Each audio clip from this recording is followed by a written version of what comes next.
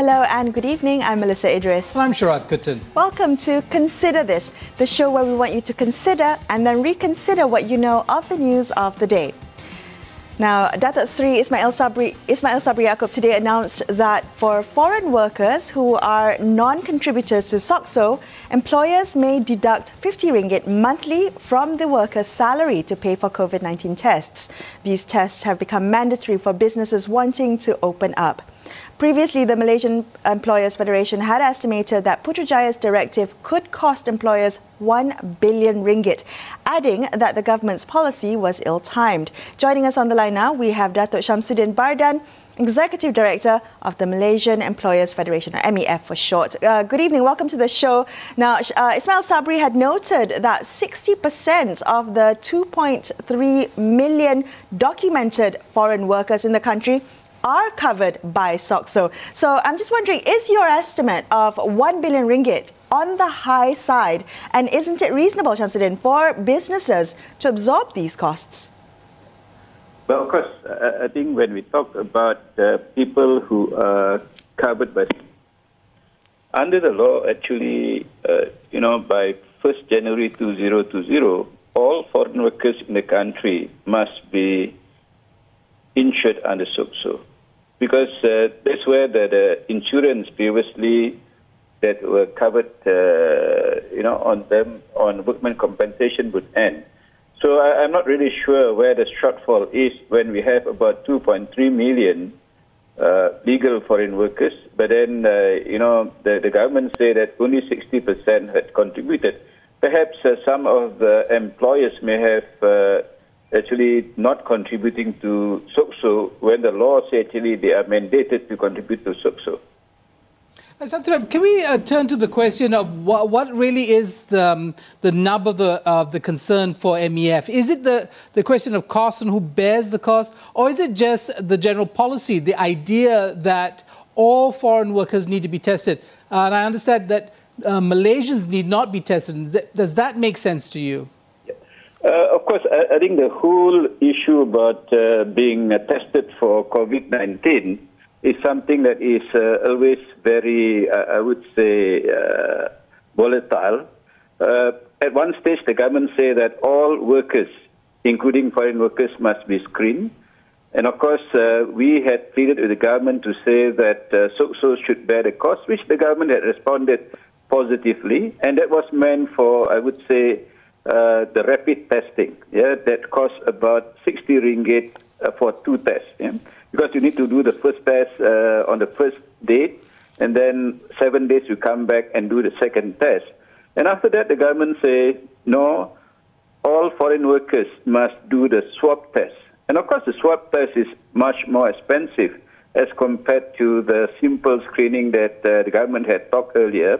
And then what actually shocked the employers was basically to say that, the employers need to bear the cost of swab testing. Of course, we protested very strongly. And of course, later on, what the government had decided was, yes, now this will be covered by SOCSO, but only meant for the foreign workers that are in the construction sector for the time being, and also in Kuala Lumpur and Selangor. So the whole thing is basically now we are really not sure where we are as far as testing is concerned, whether all foreign workers would require to actually be tested under swab test, or is it the local workers, just go for the simple screening with the social panel doctors, things like that. So I would say that the situation now is very, I would say, not clear, actually. Right. Shamsuddin, have you asked for clarity from the federal government?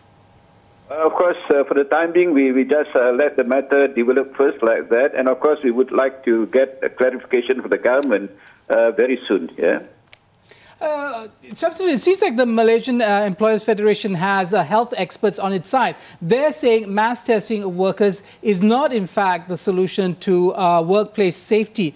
And with regard to foreign workers, they're saying, in fact, what needs to happen is the conditions that predispose foreign workers to high risk or open them to a higher risk of infection, that needs to be resolved. And they need education. Now, our employers will willing to bear that cost, help improve the living condition of foreign workers?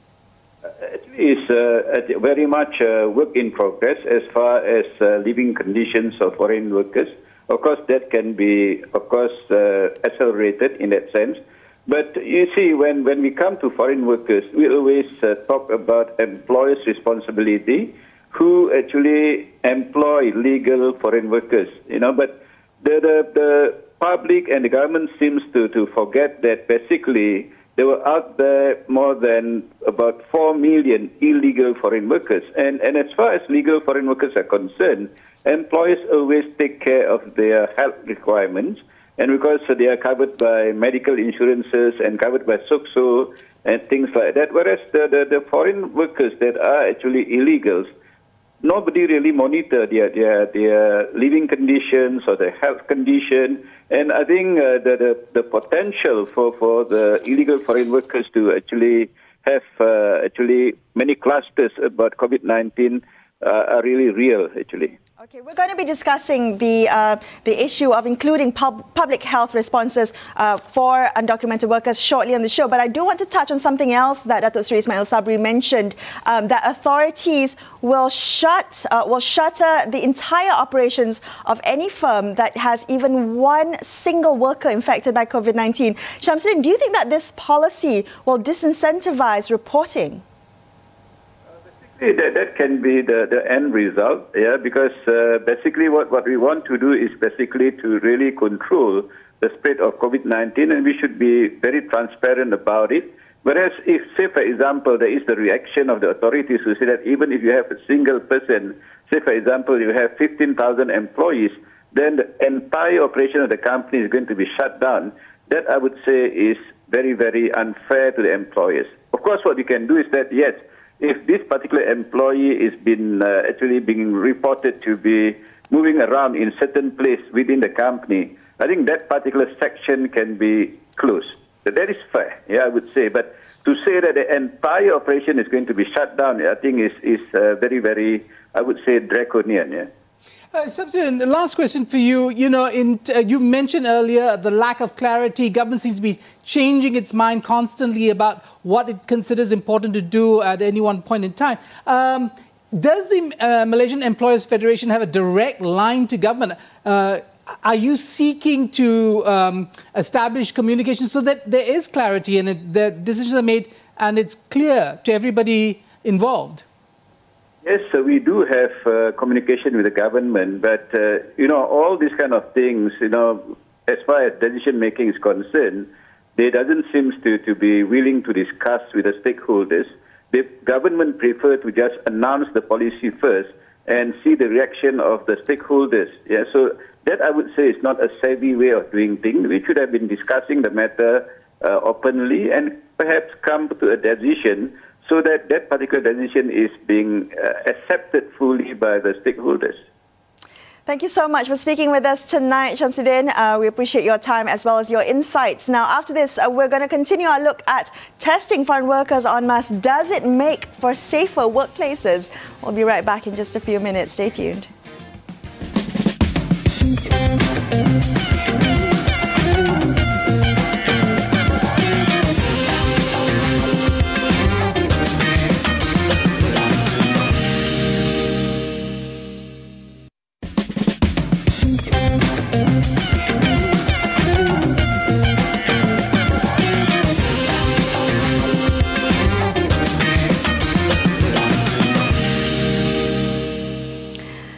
Hello, if you've just joined us, you're watching Consider This. I'm Melisa Idris, with me, Sharaad Kuttan. Recently, the Malaysian Medical Association cautioned against the mass testing of foreign workers, saying the move isn't pragmatic and will lead to a logistical nightmare. The association instead calls for educating foreign workers as well as improving the working and living conditions that predispose them to higher risk of infection. Adding her voice to expert opinion is Professor Adiba Kamarul Zaman, Dean of the Faculty of Medicine at University of Malaya, also arguing that contrary to popular opinion, mass testing of foreign workers will not lead to safer workplaces. In fact, she likened the act of mass testing of foreign workers as mopping the floor while the tap is still running. To weigh in on this, we have joining us on the line now Dr. Michael Jeyakumar Devaraj, Chairperson of PSM, or Parti Sosialis Malaysia.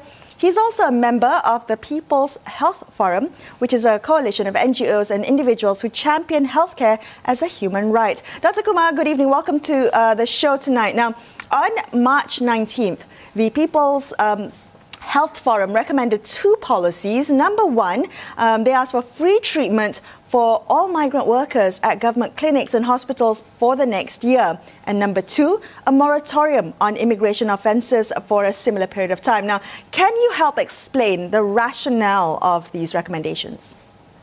Okay, thank you.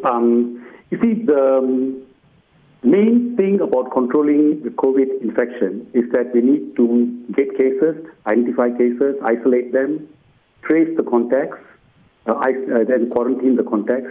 That's the main modus that we use to control COVID. Now, if you have a situation where the foreign workers are afraid to come to government hospitals because, one, they may face high charges if they don't happen to be COVID cases, and two, that they may actually get detained, they may get arrested because they don't have proper documents or their work permits have run out. Then these workers who fall sick, who may have some of the symptoms like fever and cough and sore throat, will be afraid to come. They will self-medicate. They'll stay back in their kongsis and then infect their other friends. And from there, it will spread to the Malaysian population as well. So if we want to control COVID, we have to make sure that we are getting their cooperation. And you can't get their cooperation if we start arresting them and holding them in detention. So that's why we ask for a moratorium on all immigration offences. That means not having a passport or not having the proper permit for the next 1 year. So they will not be caught on that ground. Right, Dr. Kumar. And the other is when, yeah. Sorry, so sometimes the Malaysian public, when they hear arguments of the sort, kind of accuse those advocates of mollycoddling foreign workers, of denying the fact that foreign workers have actually committed crimes by being unregistered and so on and so forth. How do you respond to those kinds of sentiments on the ground coming from Malaysians? I think, we have to look at the situation honestly and see that more than half the foreign workers who are illegal now, so-called illegal, don't have documents. It's not through a fault of theirs. Sometimes agents bring them in and take all the agency money and then just dump them because they can't get proper jobs. Sometimes they work in companies where the bosses don't renew the work permit for whatever reason. They collect the money, but they don't go and pay the levy and renew. Sometimes the bosses don't pay them wages, and these guys run away without their passports because the passports are held by the bosses. So what leads them to become so-called undocumented is not entirely their fault. It is the whole situation that takes place. In fact, today there was an interesting article by Paul from Tenaganita, yes. Talking about this condition. Yes. So actually, all Malaysians actually are in a way complicit. We know this is going on. We know a lot of foreign workers are being brought in because it's very lucrative for the people bringing them in. Right. The agents, the government connections who are working with the agents, they make millions.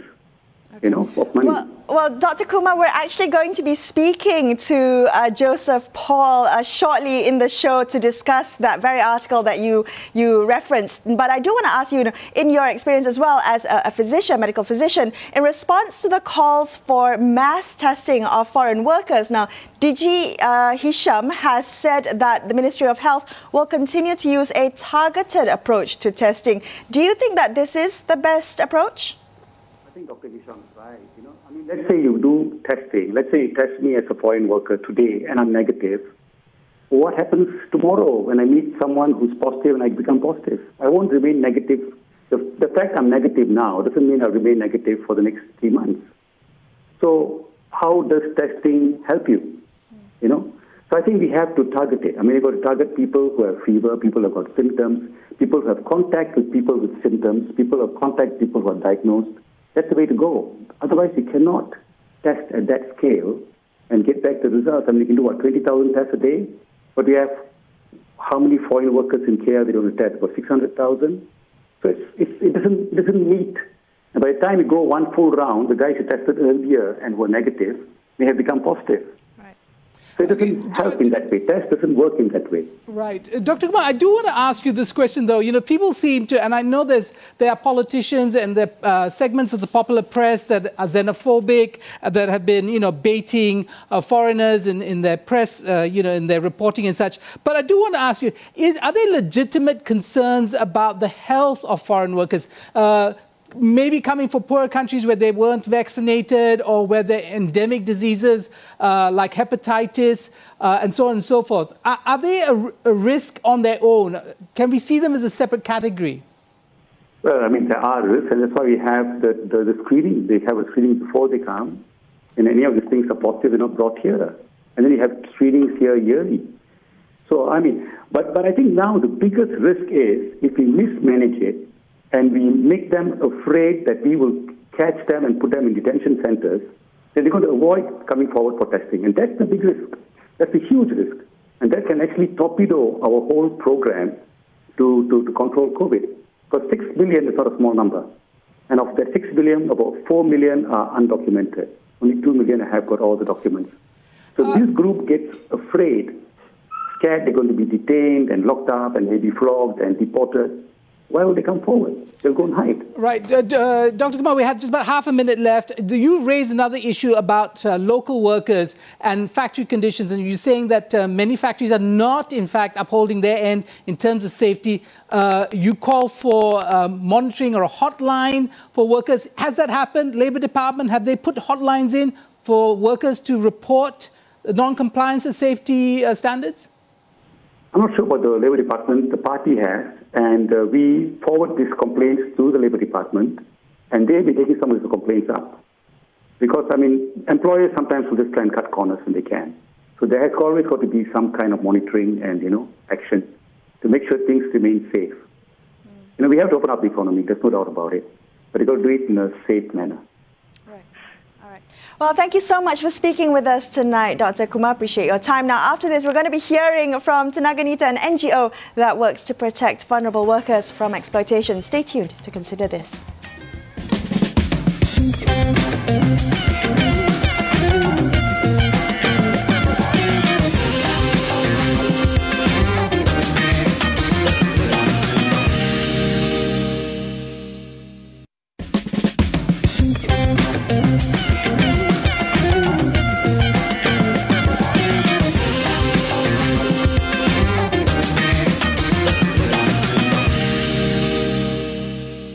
Thank you for staying with Sharaad and I on Consider This.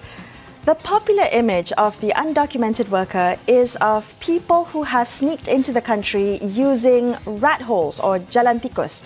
This imagery has been popularized by politicians and some segments of mainstream media. Now, in a recent opinion piece, our next guest argues that the magnitude of the problem suggests that the issue cannot be reduced to the gaps in border control. According to some estimates, we have 4 million foreign nationals who are undocumented, making their inclusion in a public health response to COVID-19 both critical and difficult. Joseph Paul is a case officer with the workers' rights-based NGO Tenaganita. Thanks for joining us tonight, Joe. Can you walk us through what you think are the root causes of what you refer to as undocumentedness? Okay, thank you for having us. The problem of undocumentedness, a term that I find this day, really goes back to a number of reasons. Mainly, I would put them as corruption and cheating and fraud. Fraud and cheating by agents and corruption on the part of authorities. By authorities, you know who I mean, people who are involved in issuing visas and work permits. Now, let me just give one or two examples. Now, we have come across a large number of employers, or pseudo employees, or bogus employees, I'll call them, who bring in thousands, hundreds and thousands of workers with calling visas, with valid papers, and then they leave them here stranded, without jobs, and without work permits. So the question that we need to ask ourselves is, how did these agents masquerading as employees get the quota to bring in these workers when all they have, and these employers have, are just the proverbial $2 company.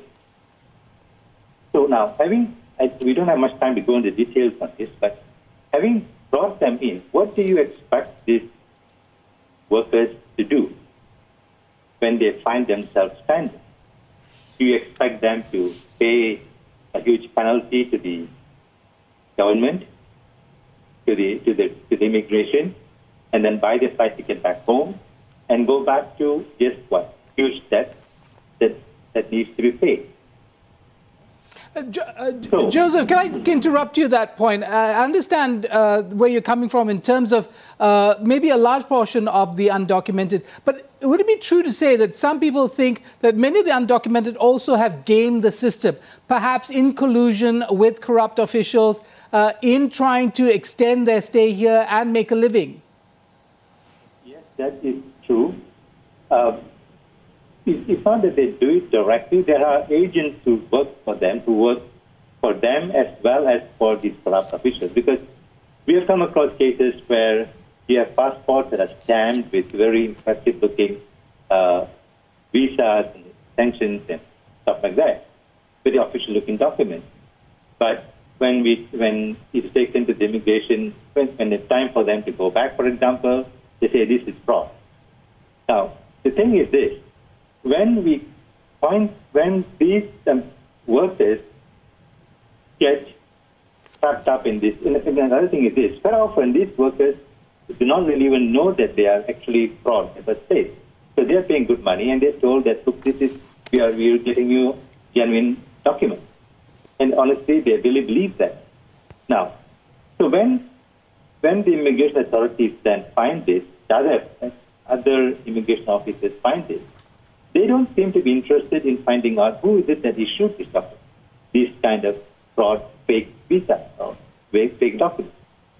They're only interested in detaining the migrant workers. So, of course, you do not expect any kind of drop in this kind of cases. The workers are scared to go. Okay.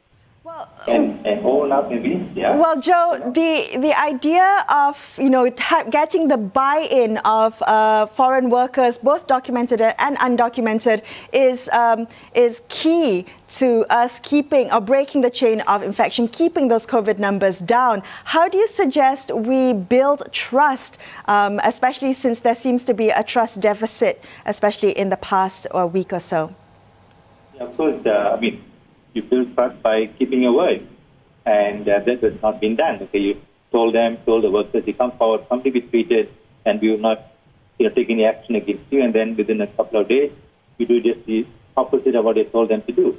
Right. But I'd like to go back to a little bit a more fundamental question, in the sense that, in this fight against COVID, we seem to have found a very convenient whipping boy to blame for the mess. And that popular attention is now focused on migrant workers, as if they are somehow responsible for a large part of the problem. Now, the tendency now is to stigmatize the migrant workers without really thinking it through and thinking how exactly have they contributed to the problem. Now, you can somehow argue that the migrant workers were responsible for other diseases like hepatitis or maybe tuberculosis to some extent. I don't fully agree to that. But COVID is something that has nothing to do in the first place with migrant workers. It was Malaysia's gift to them. They got infected here. So, of course, there are you can find clusters of, COVID positive, migrant workers, maybe in countries or in the high density accommodation. But is it their fault? Did they also generate these COVID virus? No, definitely not. And Joe, even if it's not... Right, Joe, sorry, we have less than a minute left. I just want to ask you, but knowing that, because we've gone back on our word, as you said earlier, is there still hope to build bridges with this large community of undocumented workers so that the message gets out and we can start doing something positive for that community so that everybody is helped? I think there are two things we need to do then. One is, of course, stop stigmatizing them. And number two, we should put an immediate halt on arresting, detaining migrant workers for all this administrative immigration force, because then they would be, even then they would be prepared to come forward to be tested, if at all testing is the only way of dealing with this problem. And I maintain it is not, because we need also to look at where they live, the conditions in which they live, and we need to look at it in the long term, because testing is not going to solve the whole problem. Agreed. As highlighted by many medical experts. Thank you so much for speaking with us tonight, Joe. That's all the time that we have for you on this episode of Consider This. I'm Melisa Idris, with me Sharaad Kuttan, signing off for this evening. Thank you so much for watching and good night.